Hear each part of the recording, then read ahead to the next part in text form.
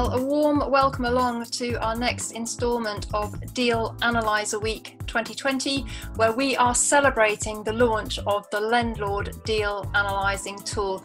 And I'm joined all this week by Lendlord co-founder and CEO Aviram Shahar, who's joining us on the call from Tel Aviv in Israel, and also a gentleman that I'm proud to call my friend. It's John Howard, a property developer with over 40 years experience, and John's just been a breath of fresh air to the property sector over the last 2 years or so, bringing his immense knowledge. So I knew that he was going to be a brilliant person to talk to about deal analysing, because John, I think you've done, how many deals have you done over your 40 years actually? Well, I think I'm close probably to 4,000 buying and selling 4,000 properties. And thank you for such a lovely big build up, Vanessa. It can only go downhill from now, of course.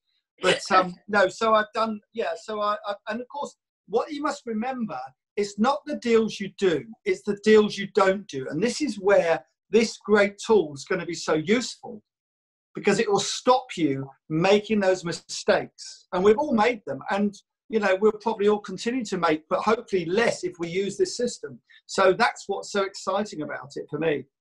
Well, what an awesome point to start with, John, because, you know, landlords, we do have a finite amount of time, and using the Deal Analyzer, as you rightly pointed out, you can analyze a deal before you've even set foot out of your front door.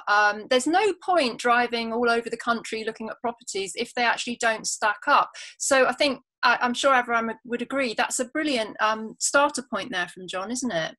Definitely. And I think this is like, if I look at our vision, like when we started to build Lendlord, is to provide as much information as we can to the property investor, to the landlord, so he can make better decisions. And I think that this tool, the Deal Analyzer, this is what it does. It brings like much more data before you make a decision and before you make your next step.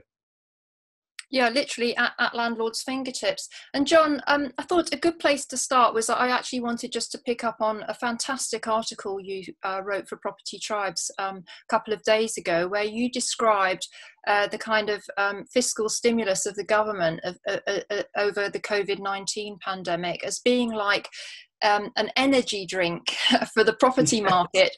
And I just found that analogy so apt, because with an energy drink, you get a very massive, almost artificial high. Short term. But then on the other hand, it can drop off a lot afterwards. Absolutely. It can be a lot worse afterwards. Yeah. So I was just thinking of that in the context of risk for landlords, because I'm sure you'd agree that they are massively amplified post COVID-19. Absolutely. And once again, you know, this is where, you know, what you're doing, Avram, is so clever, because the more ammo you have at your beck and call to make sure that you don't make those mistakes is absolutely vital. And of course, you know, one of the things people ask me an awful lot in my seminars, one of the big questions, two of the big questions are, how do I find deals? And the other thing is, how do I assess a deal? And they're the two big things that I get asked. And, you know, assessing the deal, like we said earlier, you know, some of the best deals are the deals you don't do. In other words, you know, you can't afford to get too many wrong. Everyone gets the deals wrong from time to time. It happens. And anyone who says they haven't probably is a liar. But, you know, you're looking to make a mistake in 1 in 10, probably 1 in 15. Not 1 in 2 or 1 in 1, which is what I hear sometimes from especially people who are very inexperienced. And this is where this system is so great for people. You know, it will help me, I'm sure, and will help me, but it will help people, you know, who are starting out in their property careers, and also for the rest of us, but especially for the ones starting out. Fantastic. Well, John, you know, we mentioned at the start that you've been involved in the property sector for over 40 years. And when you started out, these digital tools were not available. And no doubt, you know, everybody kind of works out their own way of analysing deals. Yeah. And I think it would be really interesting to hear from you. How do you analyse your deals? Okay, so what I do, I'm very spoilt, Vanessa, and always have been to a point. So what I do, I work it out on what we call fag packet basis. And then having worked it out on the fag packet base, on the back of a fag packet, I then tend to pass it across to people who are much brighter than me to work it out. Now, of course, I won't need to. So that's great. So what I do, because this is how I do it, and not everyone does it the same, and I understand that completely.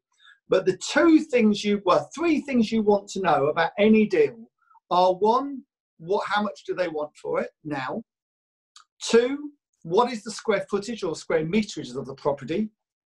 Because if you get the square meterage, you can then work out two things. One, what it's going to cost to put right.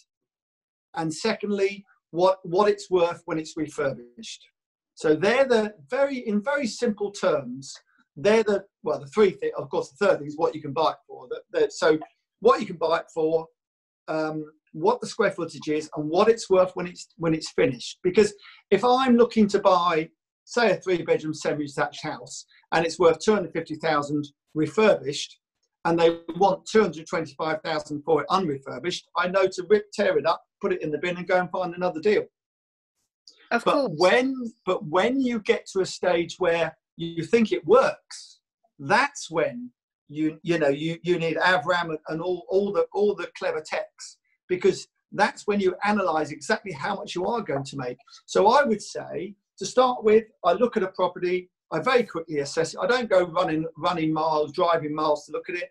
I assess it very quickly on that basis. And if it's still interesting, then I obviously look at it in more detail. When I look in more detail, I'd be plugging all this into the system to bring out the, interest rates and all that type of thing. Always give yourself an extra 6 months to sell it. Then you think you can sell it in, because it never happens no development ever goes perfectly. It's not possible. So always add a bit of extra time to just take the pressure off yourself, and tell the bank it's going to take longer, tell your backer it's going to take a little bit longer if you've got a financial backer. Just take a bit of pressure off yourself, and don't try and be too clever. But of course, what's great is you can work everything out on this system, send it to your financial backer if you've got one, or your bank manager, and they can see exactly how you've worked it out and exactly how it should be and how professional that all is. So that's absolutely super. Well, I think that's an awesome comment there as well, John. Thank you. And Aviram,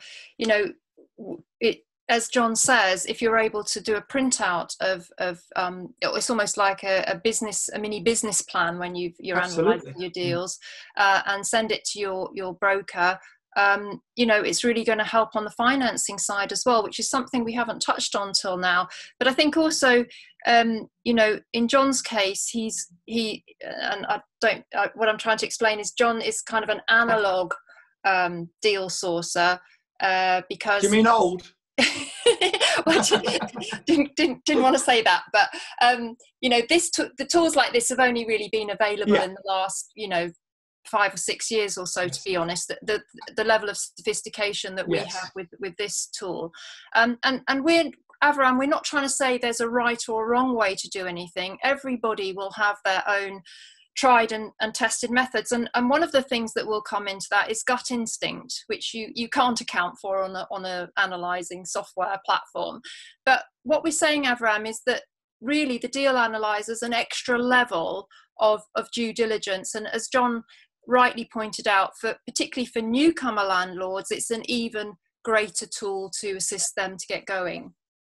Definitely. And I think that the way we designed it is that it's customized as the entire platform, and you can put the high level figures, but if you want, you can deep dive into the refurbishment costs, and you can put like how much you think you're going to invest in terms of development. And then you can see the entire purchase cost, that it's not just the purchase price. And it's very important. Avram, it's such good discipline for everybody, because everybody, and I every time I send a deal to my partner, my business partner, or a backer, they always make out that it's not as good as I think it is, and it's never as good as I think it is. Yeah, because they've done all the figures, they've done what you're doing longhand. Now they're going to be able to do it shorthand with yourself.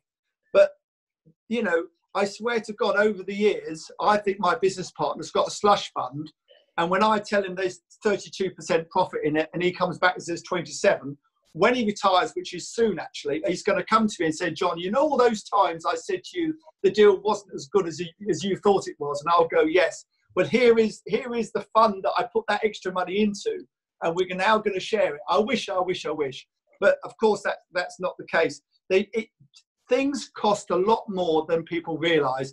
And the one thing that comes out strongly in your system is the working out the interest, because people really don't understand how expensive interest is. It is hugely expensive, and it can stop you doing a deal or doing a deal. You know, it's that much. People worry about the cost of, converting a property or refurbishing it, which is expensive. But I tell you what, if you don't sell that property within a sensible timescale, that interest can eat you up. Even now, when interest rates are so low, if you're developing a property, you can't get those cheap interest rates. You're going to be paying between probably 6 and 10, 12, 15% for your money. And that, if you don't get on with it quick, that will eat up all your profits. And you now can analyze that for them, and they can actually see that happening.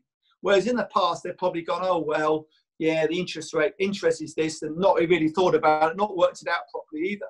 So, that's great. Yeah, sure. I think this is the thing. Now with the Deal Analyzer, you can see everything. You can see how much you will pay in interest rate, what will your mortgage cost, what will all like the other costs, and like, by the way, in the near future we'll start to add some statistics. So you will have also some benchmarks to understand what cost you should predict, and when you see everything in one screen, and we try to do it very simple, so you can see all the metrics in front of your eyes. And if you want to deep dive, you can basically go to other pages. And I think, it's very important, because all the data that the property investor now needs to know before invest will be in front of his eyes in a few clicks. Yeah. Literally at your fingertips.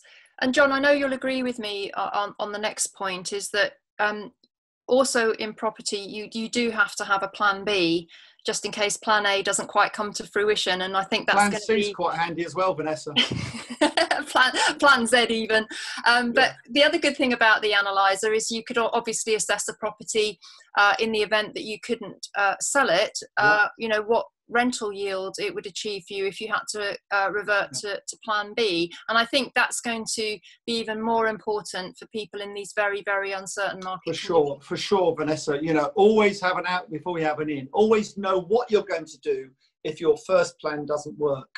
And, if you haven't got that, if you haven't got a plan B, you really shouldn't be buying it to just do plan A. You need a plan B. And again, this is where the analyzer is great, because it will show you whether there is a plan B or not. And I always see this as I probably see it differently to some of your other people be commenting on it this week, because I see it as an insurance policy. So I'm not seeing it perhaps the same as others. I'm seeing it as a grounding, a insurance policy, as to not make a mistake, as much as other people will be looking at it on a more positive basis maybe, and say, well, I'm doing it because it will make it work. So, it really is important to protect yourself to anything that might happen in the next 12, 18 months. And again, this system can obviously help that. Well, I love that analogy of calling it an insurance kind of backup as well. That's really helpful, John, to hear your perspective on it. And I just wanted to move on now to say that you have produced a wonderful program which documents your 40-year property journey, and I so enjoyed watching it. And we are going to premiere it here on Property Tribes today. Thank you. I didn't know that. Thank you very much. And we're going to put the video, John's film, in the footer of this thread, so it will be below this one. But John, what I loved so much about it was that you went back in time and you looked at you went and visited your very first deal. You looked through your file father's old ledgers, looking at all the properties that he bought and sold in his estate agency, which you joined when you were a young man. And it was so lovely to see. And then we fast forward to 2019, 2020, and we reached the wine rack, which is your most challenging and prestigious development to date, which you did in association with Homes England and the government. And this development, John, I know it was literally staring you in the face because it was in your hometown of Ipswich, and it was a kind of abandoned development that somebody had stopped developing years ago, and it had just been left really, and it was a real eyesore. Now, this was a multi-million-pound development, and what I'd like to know, John, is how do you analyse a deal like that, of that massive scale? Okay, well, very simply, and I'm sorry to disappoint you, Vanessa, because I think I'm going to disappoint you now. It's the same as any other deal. It doesn't matter whether the deal is you know, one house that you're refurbishing to sell, or whether it's 150 flats and 27 million pounds to do, which the wine rack was. The system is the same. The system will work it out is the same.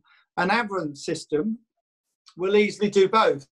So basically, the same thing. You want to know what they want for it. You need to know the square footage, and you need to know what they're worth when they're finished. And again, once you know that, and that works in a very basic form, you can then go to the next level. And of course, with a development like the wine rack, there might be 5 levels. So for instance, but the basics are the same. So the next level would be, having worked out that in principle it sort of works on a fag packet basis, the next will be, right, okay, let's look at it more detailed, which you put into your Lendlord system, and it will throw out all the figures that in principle it works. Then I need to get a structural report done to make sure that the building is structurally sound, which it was. Then I need to measure the building, because the concrete frame had been built, but you need to make sure it is as big as they say it is, and also that it's in the correct position. Because if it's slightly off centre or wrong, or going into someone else's land, then obviously you've got a major problem. So measuring the building was hugely important. It's something you probably wouldn't normally do. So, but it's never a bad thing, by the way. But a quick tip: when an agent tells you a property is a certain size, especially if it's if you're going to convert it, and bear in mind, when you convert a property, say you're converting a property that's 2,000 square feet, the flats won't be 2,000 square feet because you've got communal hallways, staircases. So especially a commercial agent, when they say, oh, gross square footage or gross meterage, they mean from the outside of the building, right round. So including the walls and the bricks and everything. So residential agents are have to be a bit more careful what they say. But in both cases, I would definitely measure the buildings. Always measure the buildings if you're going to convert them, because they're probably not as big, or the net square footage is not what you think it is, which is super important when you're saying, right, the building, when done, properties in the area have gone for £300 a square foot, and you think your square footage is 1,000 square feet, your flat is, and it's only 850, that can make a bit of difference to you. So, of course, it also might mean it's a bit cheaper to do. So it's a double-edged perhaps, but very important to analyse. So that's what we had to do with the wine rack. And then, of course, we got to schedule the works and so on, so on, so on. And so we build up each level, if you like, of sophistication of the deal. Starts off simple, and then you build all the extra bits in you have to build for that type of development. I was just curious, John, whether you actually had a spreadsheet, because when I used to do big TV and film productions in my previous life, we used to have a spreadsheet, and we itemised every single thing that we were going to spend. Absolutely. And with the wine rack, I can't even begin to think how many columns and pages you would have.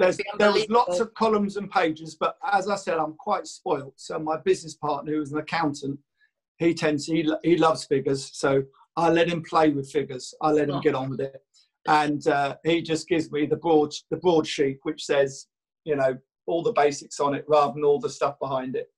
But yeah, no, it's very complicated. And even now, you know, we're paying 16,000 a month in empty rates. So, wow. You know, which just things like that people forget. And that always must be counted into the system, because you only get, well, these days that you don't get any rate free period. So soon as you get the completion certificate from the council, which is normally the day that the building inspectors have been round and said it's all finished, you get a bill. So, you know, you need to be on the ball with that.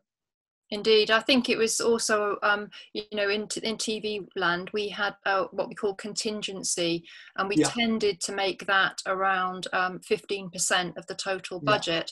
And I'm sure you'll agree, and Aviram can probably demonstrate that we can or we should put contingency into our planning.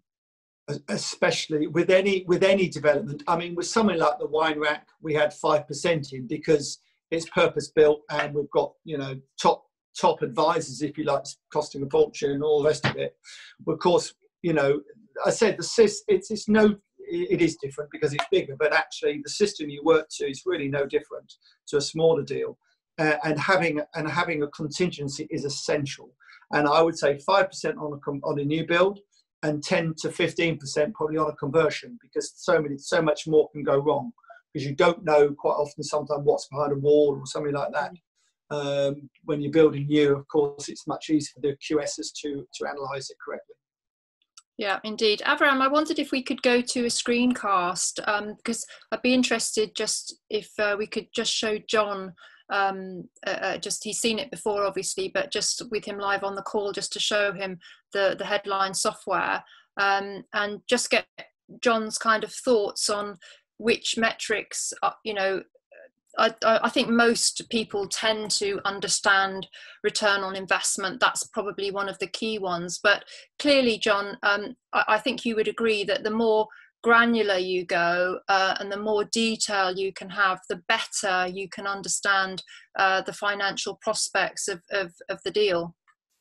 Absolutely. And not only that, of course, the more it gives your backer or your bank, because most of us have got banks if we haven't got backers, confidence, because it, you know, it's so in confidence with your people who are investing in you, and a bank is investing in you as much as a backer is, a financial backer is. It's so important to have their confidence, and the more information, solid information like this you can give them, the better, because they might even offer you, you know, a better interest rate because of it, you know, because they know you're confident and you know what you're talking about, and they can see how good the deal is. It might be better than they thought it was. They might offer you a slightly cheaper interest rate. So, you know, Lendlord can certainly, not only can it can do a number of things, I think, and that's what's so clever about it. It can stop you making a mistake and buying a property you shouldn't buy. It can, of course, analyse it and actually think it's a better deal than you thought it was as well, so it can go the other way. But also, you know, it can give banks and investors more confidence, so they're likely to lend you the money at less interest rates or more favourable interest rates, if they can see that you're organised and you know exactly what you're doing. So very, very important. Absolutely. And Avram, we've got the Deal Analyser on screen now, and you know, the starting point is to put in 2 bits of data, and you start to see the metrics appear, you know, in front of your eyes. Correct. And I think what I take from this conversation with John is the difference between the property value to the purchase price and the entire purchase costs. And the way you do it with this Deal Analyzer is, first you put the purchase price, the price you think you can get the house or the property. Then you have the advance in terms of refurb cost, and you can put how much you're going to invest in refurbishment, if you have some investment in furnishing. And I think that the contingency and perhaps like some kind of a buffer should be like on the other costs.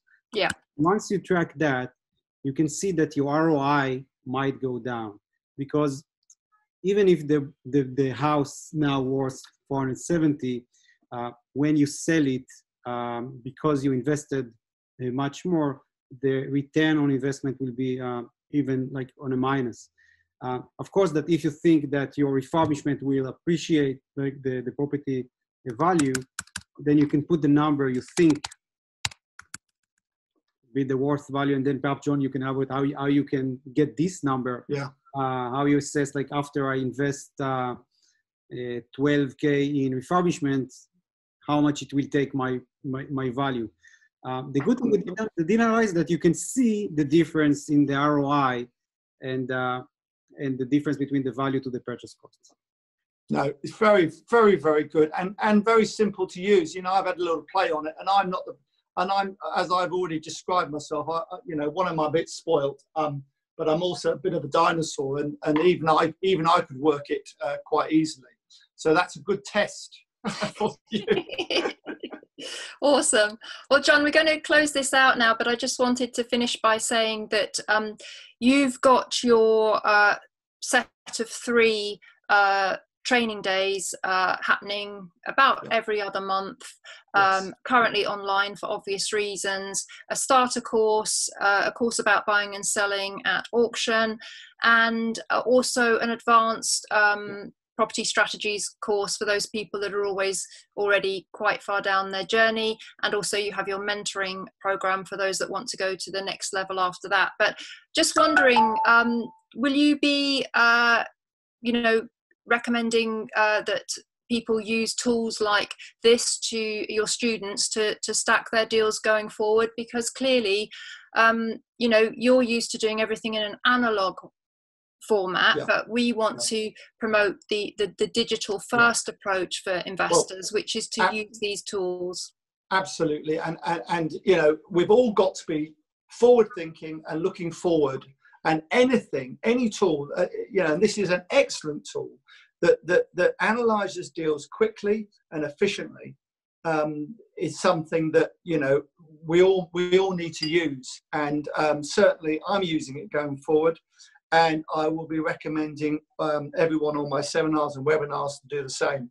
So don't worry, we'll be while we're on the seminars, I'll be getting one of them to plug it in on their laptop, which they always bring the laptops and take notes, and then we'll all be analysing people's deals, which is what we do in the afternoon sometimes. Anyone's brave enough to say, pipe up to tell me what they're buying, we then analyse it, and normally by the end of the day, sadly, they're not buying it anymore. But anyway, so, but there's always one who's brave enough to bring the deal to the table, which is good at the man, and we can analyse it even better now with this product. That is so awesome, John. Thank you for your positivity and your support of Lendlord. And I love that thought of doing your deal analysis module on your course on a platform like Lendlord, because obviously it's real time, insights, and it would be a great actual learning tool for your seminars as well. But I can't thank you enough for taking part in our Deal Analyzer week. It really means a lot to us to have somebody of your immense knowledge and credibility to be part of our week, and you always bring so much value. And I do again want to remind everybody to check out John's film, which is below this video, because it really is insightful, absolutely fascinating to see John going back in time and then forward in time to what he's doing now. And he's very generous in the film. He shares a lot of his tips and knowledge that he learnt along his own journey. So thank you to you, John. Really always appreciate it. Pleasure as always, Vanessa. Thank you. Thank you. And Avram, we are back again tomorrow, aren't we? And we will continue our Deal Analyzer Week 2020. Do hope you've enjoyed this call with John Howard, but we're signing off now. Thank you to everybody on the call, and we'll see everybody tomorrow. Bye. Bye-bye.